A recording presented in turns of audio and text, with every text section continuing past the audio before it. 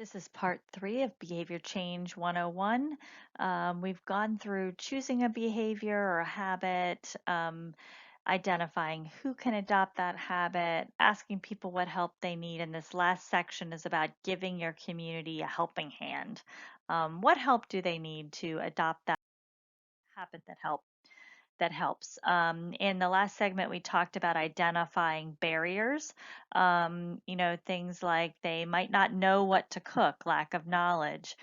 They might forget that they are supposed to cook something vegetarian. So they might need a reminder. Um, there could be a structural barrier, like there's not a pet waste station and they don't have anywhere to throw away their pet waste when they're on their walk. So we're going to go through some common social science tools that you can use in your community to help overcome some common barriers that you. Um, it's really important to select the right tools for the job. So we're just going to do a really quick overview these tools. The first one, and this is one that I love, is social norms or social diffusion. And this is something that's really helped for me. I think of myself as an environmentally um, uh, sensitive person, and I want to act in a way um, that shows those values. And I talked in the first segment about the problem that I had adopting the behavior of using a reusable bag. And I told you that I kept forgetting the bags, and I just could not remember to bring those bags in spite of the fact that I had them in my car and I really wanted to bring them in. But one night I was at the grocery store and it was 10 o'clock at night, and there was just myself and one other person in the lane next to me checking out, and it happened to be someone else that I knew from the environmental field, and I did not have my bags. And of course, she did. And I felt really so embarrassed that I didn't have my bags. And this is an example of that social pressure from my peer group that finally helped me to change that behavior. But there might be a small group of people in your neighborhood that are already adopting the behavior, and you can use them actually to help elevate or create visibility around the behavior to other people, so it seems like the normal thing that everyone would like to do. An example of this is we have this little plastic audit um, that you can do just to go through your recycling and see what kind of single-use plastic things you use the most, and what happens to those after you get rid of them. And the ones that you use the most, that those might be the ones that you try to reduce. And so you could have those people that are already concerned about plastics do their plastic audit and share it with the rest of your community or congregation, and maybe write a little newsletter article where 10 families showcase, what were our biggest sources of single-use plastics and what are we going to do to reduce those. And that just makes uh, a behavior that might seem like, oh, well, no one's doing it, makes it seem more normal, more normalized. Um, in congregations, people have used Bible study or prayers during worship to normalize some messages about caring for creation. People really want to act in a way that they see themselves consistent with how they. Another tool is feedback. If you're trying to change your behavior and your community's starting to get it, you want to give them positive feedback. Um, the recycling division of Anne Arundel County did this for a while, where they compared your recycling to your neighbors, to the rest of the community. So you want to relate your feedback to a goal and frame it positively and make it really clear. But giving your community feedback on how they're doing can be an important way to encourage them to keep going on behavior.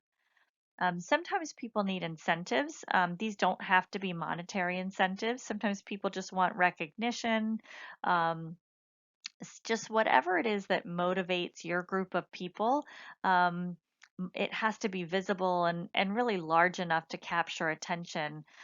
There is an incentive, for example, to install rain gardens in Anne Arundel County, but you only get $40 back off of your stormwater utility. And so that's not really a large enough monetary incentive if you have to spend $5,000 to install the rain garden. So your incentive has to be well matched. um, but it could be, doesn't have to be money. It could be recognition, a service, something else. A good parking spot, or they could get to use the neighborhood pavilion, whatever it is that incentivizes. How-to workshops can be something that works. This is a rain barrel installation workshop. The one thing that you want to watch out for is that your target audience has the time and the basic skills to be able to learn what it is you're trying to teach. We actually learned this the hard way with watershed stewards. We used to teach all watershed stewards how to install a rain barrel.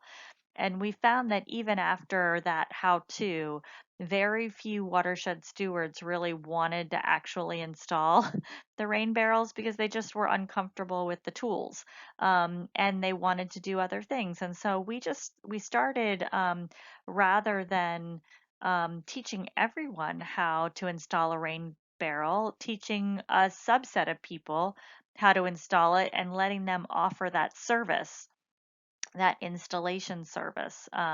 So how-tos can be a good skill, a good tool, if they're matched with the target audience.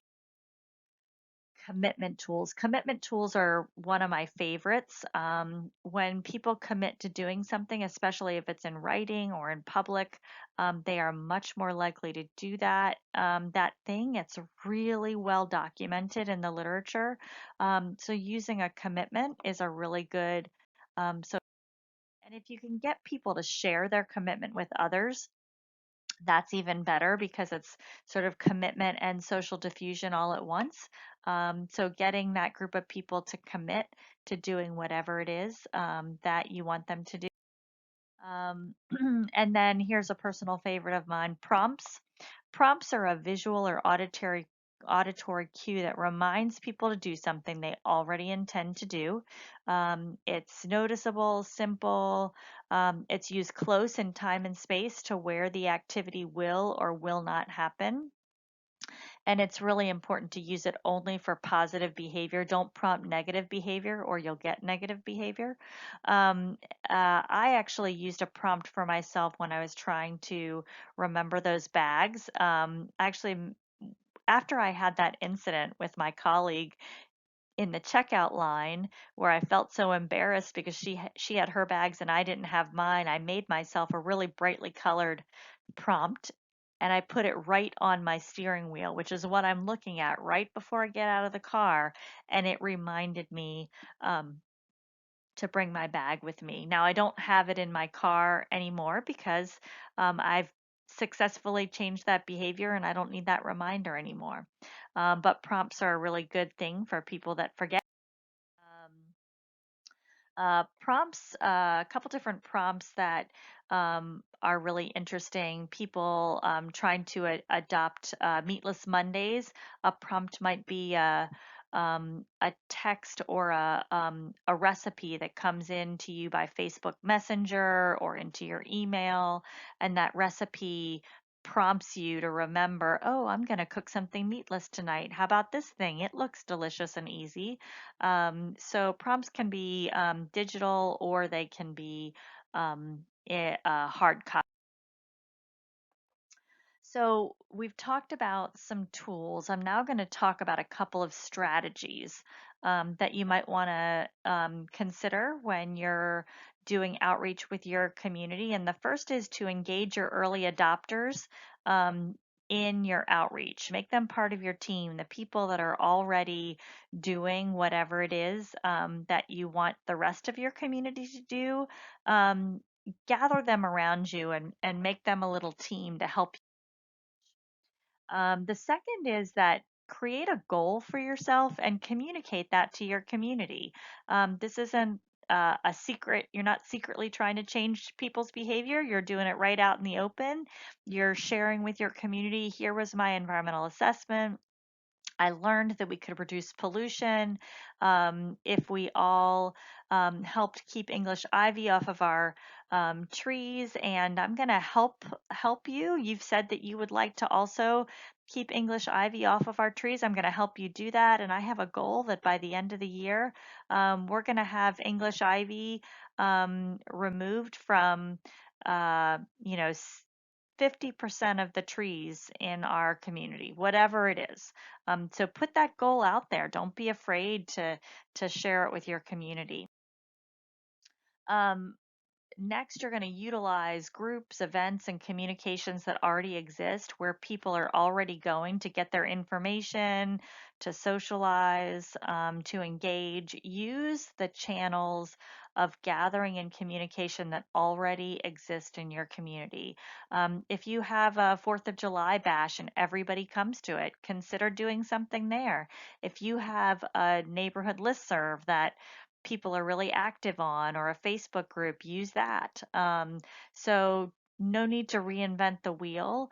Go to the places where people already are. And then the last strategy is to check in with your target audience or priority audience to see how it's going.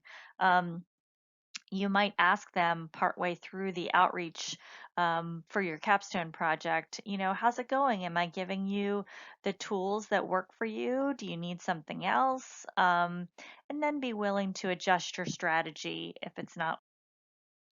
Um, the last thing is in behavior change campaigns, there is an evaluation piece. And if you want to learn more about that evaluation, you can check out the Power to Motivate sessions, but you can evaluate. Remember, though, that your outreach in your community is a marathon, not a sprint. Some of you might do some behavior change in your capstone project. Some of you might not do a behavior change. You might just keep these principles in mind and try to put them in your outreach as you can, but you're going to be a long-term presence in your community. So um, just start small. Start with a few people with one behavior, and it'll build from there. I did want to showcase some resources that we recently developed for congregations. These are on our Power to Motivate page. Uh, Even though these resources are focused for congregations, a lot of the principles and ideas and actually facts about the behaviors apply to secular communities as well. So I really encourage you, if you're working on eating less meat, planting a tree, reducing single-use plastics, if you have any of that stuff that you want to do in your community, check out the Power to Motivate toolkits. And there's also customizable outreach tools for each behavior. So lots of stuff there to unpack. Um, uh, Last, I just want to leave you um, with a little word of encouragement. You might think for your capstone project and for your outreach, you can't launch a TV campaign. You're not a marketing specialist. You really, you may not think that you have as much influence as you do. But this study shows clearly that one-on-one personal contact with someone that people know, trust, and view as an authority figure is the greatest driver for behavior change. Um, so rest assured that you, as the watershed steward and neighbor, are much more effective in helping your community change their behavior than even a big giant national TV campaign. So be empowered. And then lastly, from this three-part series, I want you to remember as you're designing your outreach in your community to pick one thing you want your community to learn about and maybe adopt. Um, you might consider focusing your outreach on the one group in your community that's most likely to adopt that. Ask them what help they need and then try to give them the help that they need. I hope this has been helpful to you, and I'm really excited to see what you all do for the outreach components for your capstone project.